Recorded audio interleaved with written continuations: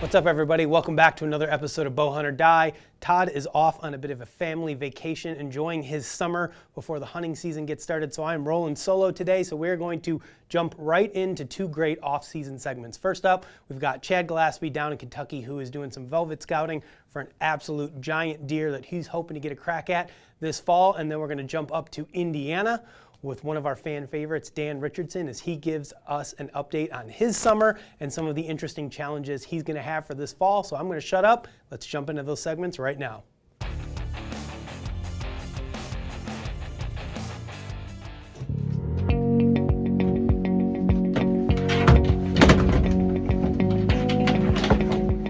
Hey guys, what's going on? It's Chad here.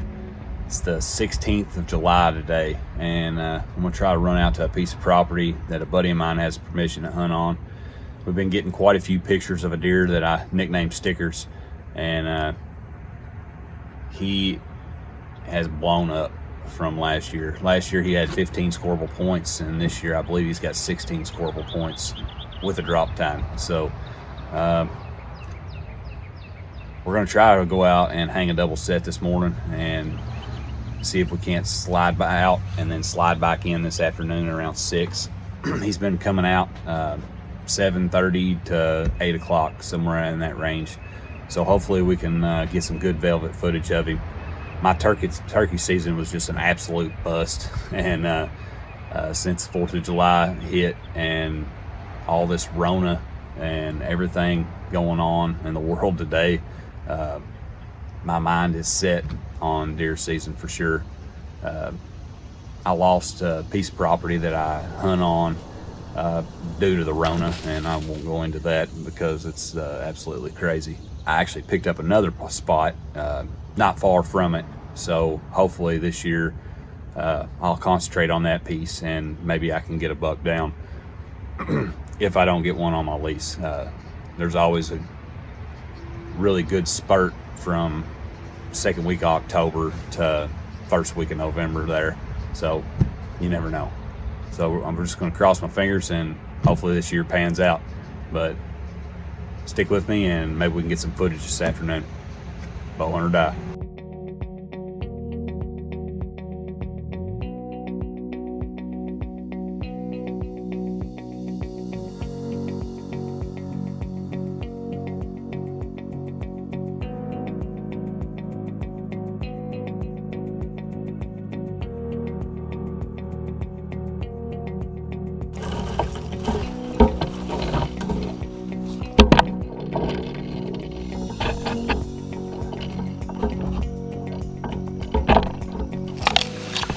So we just got set up in the stand. It's about 6:30, and this buck's been coming out due north of us, and we come in here and hung a lone wolf today at about noon.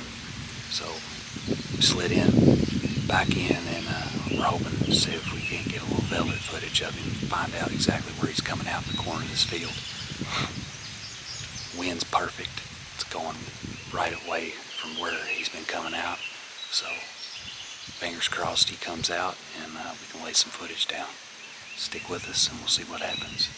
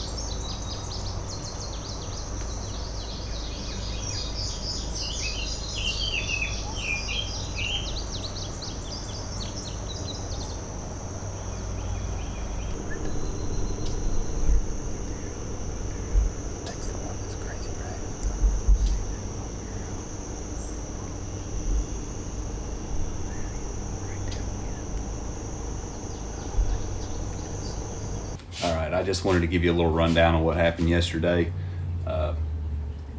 We set this lone wolf, this is the view from our stand, and we set this lone wolf on the edge of these woods that we were sitting in. It's just a little point off the edge of the field. and it's 125 yards, give or take, from the deer stand to that stealth cam fusion that we put out in the corner of this field. These deer had been coming out and using a trail right here inside the woods. There's persimmons right inside the woods in here, and they've been eating those and then coming out in the corner of this field and checking the situation out and then feeding on out into the beans. Yesterday, this mature buck that we'd been trying to get on film, he didn't do that. 4 or 5 days in a row he did do it, and it was on a south wind. Anything out of the west, which would be coming this way, blowing into the woods, or southwest, pretty much anything south, he was using that trail right there and coming out on this end of the field. We set far enough away, 125, 130 yards, that we didn't get busted. Even though the wind was out of the north, if he was bedding on the opposite end of the field, then he still probably wouldn't bust us. Well, I'll scan back here and show you the other view. The immature deer, they did come out on the other end of the field, just like they'd been doing on a south wind. Didn't really care that it was a north wind. But immature deer keep doing the same thing over and over and over again until something bad happens to them. But this goes to show you, this mature buck come out right here. There's persimmons on this end of the field too, but he bedded on a north wind on the opposite end of the field to keep the wind in his favor. Immature bucks are not the same animal as mature buck.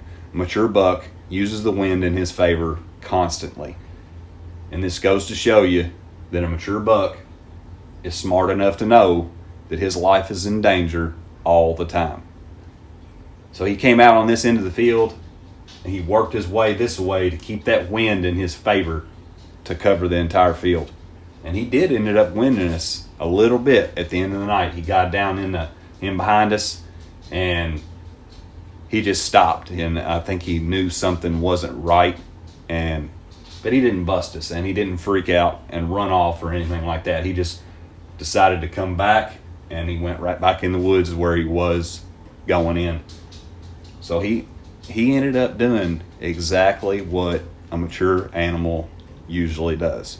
And that just goes to show you that you always have to keep the wind in your favor and know what an animal is going to do.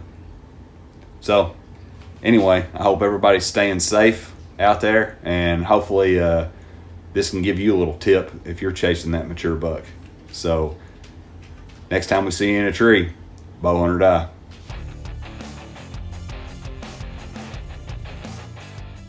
Hey everyone, Dan Richardson here in southern Indiana, just kind of giving you a quick summer update. Got some things going on in the hunting woods.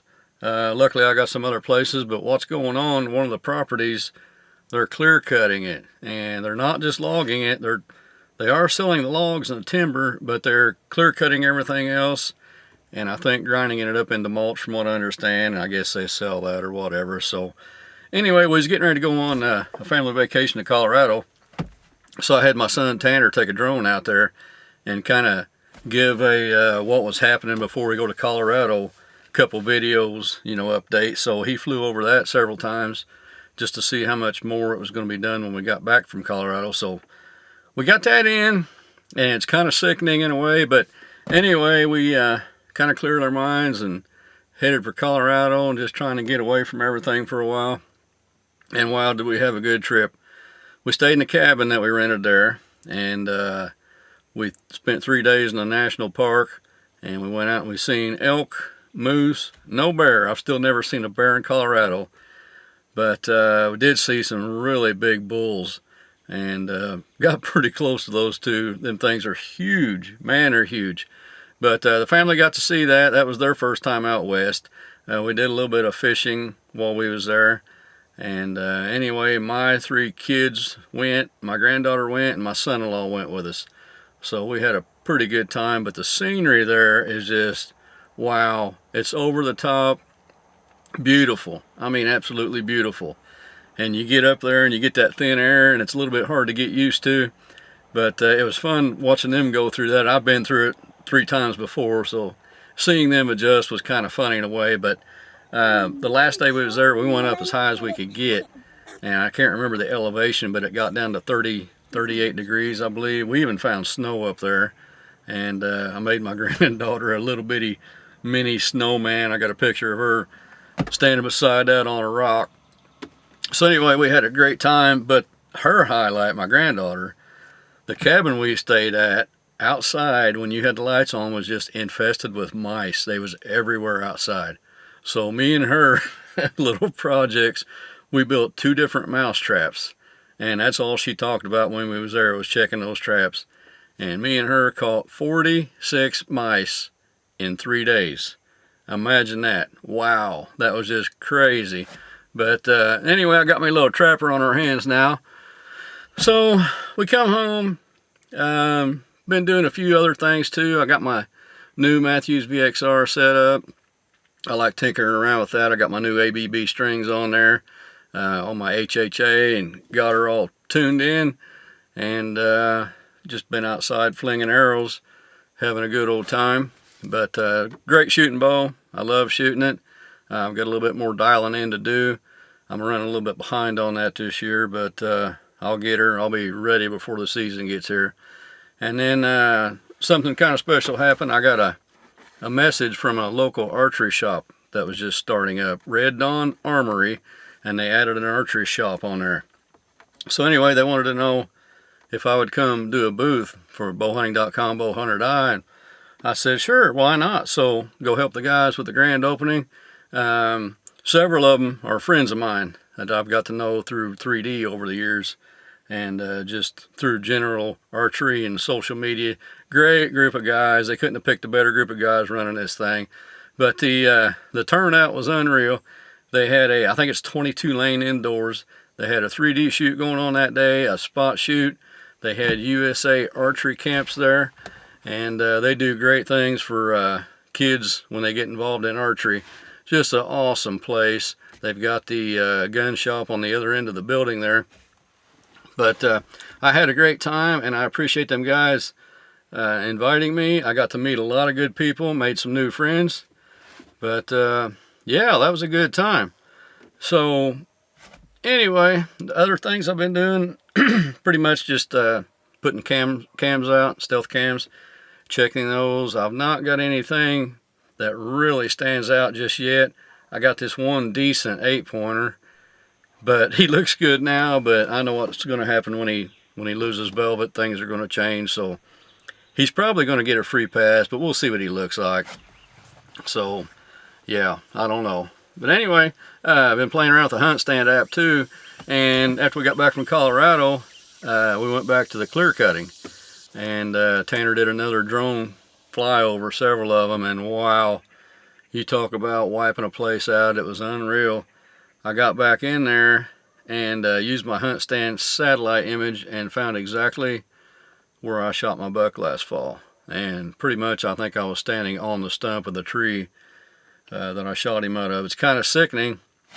They left that little swamp that I hunted beside, that outside corner of that swamp, but and now you can clearly see the ridge that was up in there that I talked about last fall, and there's a little saddle over there, and it kind of all comes together when there's no trees, why it was such a good area. It's just like a little funnel area right there that just kind of draws them down into that one spot.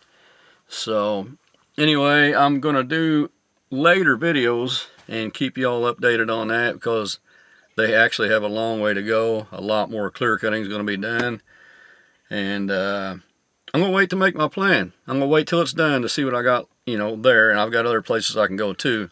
But it's going to be kind of interesting just to make a plan and come up with something. I like a good challenge. I'm not going to just sit back and cry over this. I'm going to actually try to use it to my advantage somehow.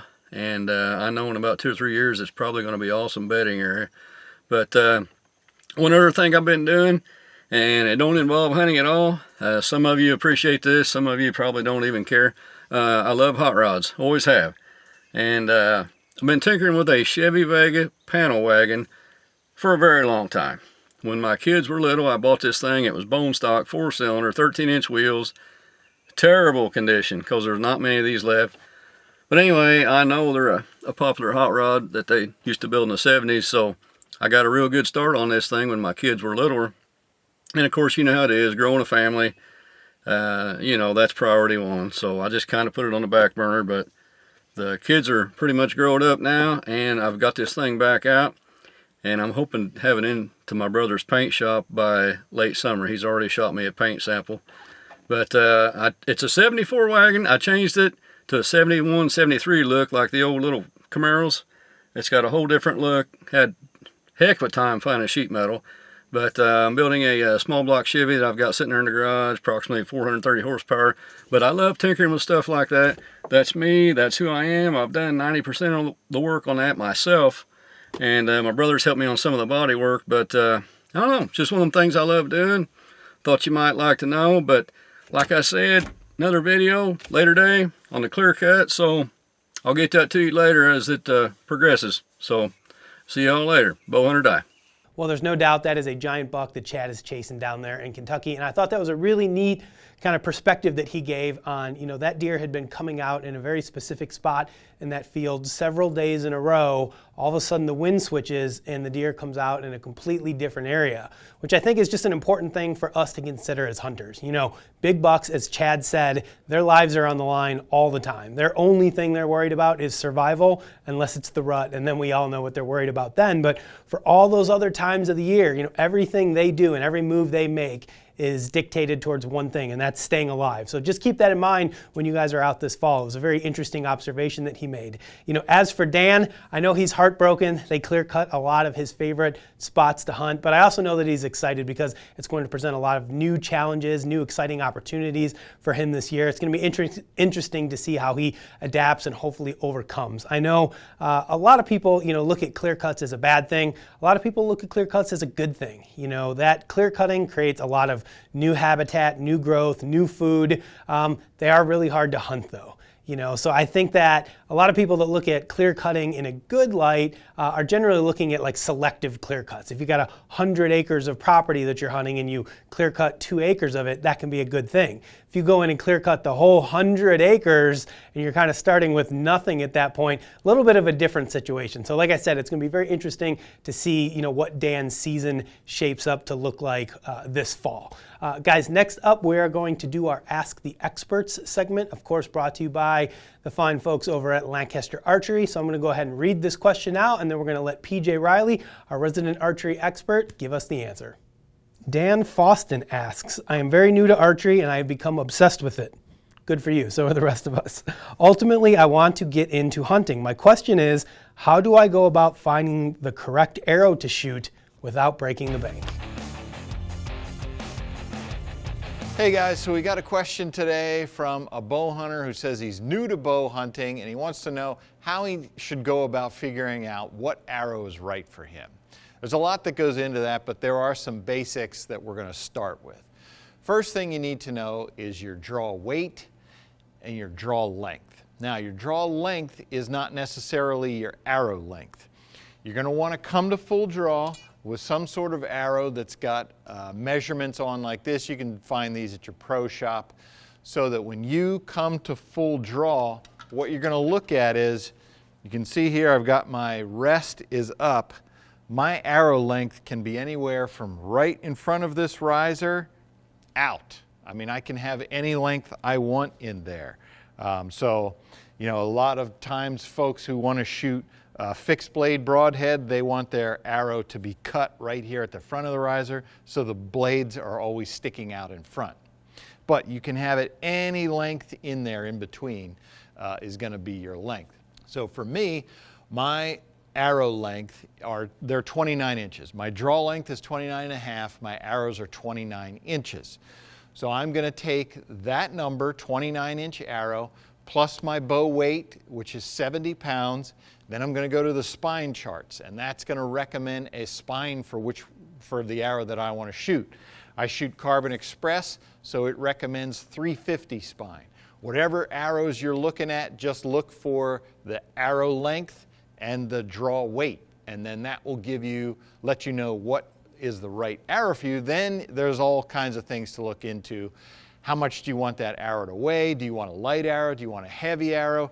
Those are all options that you can explore as long as you have the basics right, the right spine and the right arrow length. Well, thank you to PJ and the folks at Lancaster Archery as always for some very sage and wise archery advice. Guys, hunting seasons are right around the corner, so if you are looking to stock up on any gear, if you need arrows, broadheads, any consumable items, make sure you check out lancasterarchery.com. They are fully stocked up and ready to meet your needs. And they have just be careful. They have a lot of products on there, so it's very easy to get in there and be like, I just need to order a couple broadheads. Before you know it, you got a cart full of stuff and you're like, oh man, I gotta hide the credit card from the wife this month. So make sure you check out lancasterarchery.com for all of your archery and bow hunting needs. Next up, we're going into the trophy photos, which are trail camera photos for this time of year. Per Todd's mandate last week, we are doing trail camera images, so make sure you send those in, and here are this week's submissions. Corey Lambert, Frank Maresco, Jacob Charles, James Webb, Mark Schimmel, and Patrick May. All right, everybody, thanks for your submissions. These are some great trail camera photos. I'm going with a photo as this week's winner just based on the fact that I like the photo, and it's going to be Frank Maresco from New York, right? There's something about these bucks sneaking through the woods, kind of coming down the hill. I don't know, something about that photo that I just like. A lot of other great submissions, a lot of bigger bucks in there. There's some really cool stuff. We got a doe with some neat coloration, but there's just something about those velvet bucks sneaking through the woods down a ridge line that I just think are cool photos. So congratulations to Frank. Make sure you get us your information and we will get you your Hunter Specialties and Buck Bomb prizes sent your way. Guys, that is all the action for this week's episode of Bow Hunt or Die. We got a lot of great action coming your way in coming weeks. I'm going to be out doing some food plot work this weekend, checking some trail cameras. I know the big velvet buck pictures are just starting to roll in from our team. Frankie sent an absolute giant last night to our group text. Clinton actually sent a giant to our group text last night as well that he just got on one of his brand new Stealth Cam Fusion cameras. I literally think he set it out like yesterday, and then last night at like 9 or 10 o'clock he had a giant buck walk in front of it and send him a picture. So really cool. It's that time of year when things are hopefully starting to cool down a little bit temperature wise, and we will be out chasing deer before very long. So thanks everybody for tuning in. We will see you next week right here on Bow Hunt or Die.